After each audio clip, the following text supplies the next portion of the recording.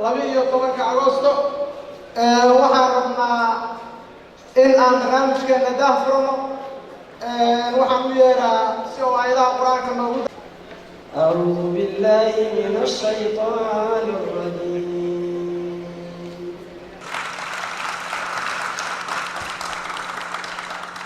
For the past few years, Somalia has made remarkable progress. We have elected a new parliament that is younger and more gender balanced. Security and the rule of law continue to improve across the country. And when faced with a terrible drought, Somalia and its partners came together to avoid a disaster and prevent famine thus far.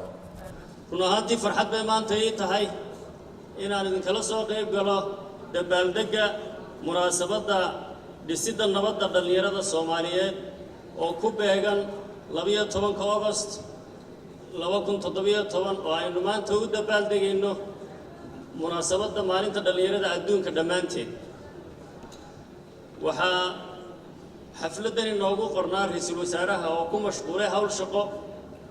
waxa uu igula soo dardaarmay oonan idinka sidaa yidina iga gaadhsiin bahweynta dhalinyarada Soomaaliyeed salaan diiran.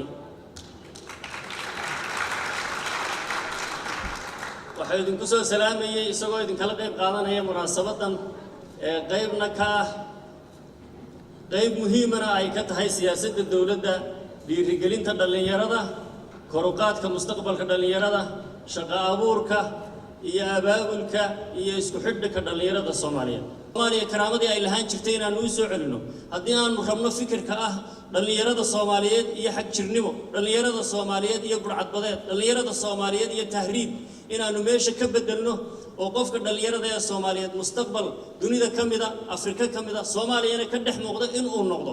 waxaanu u baahannahay inaynu gacmaha isqabsano inaynu dawladda la shaqeyno inaynu xukuumadda la shaqeyno dawladda iyo xukuumadda federaalku idinka idinku tashanaysaa idinku xukuumadda iyo dawladdii baa tihiin annaguna idinkaanuna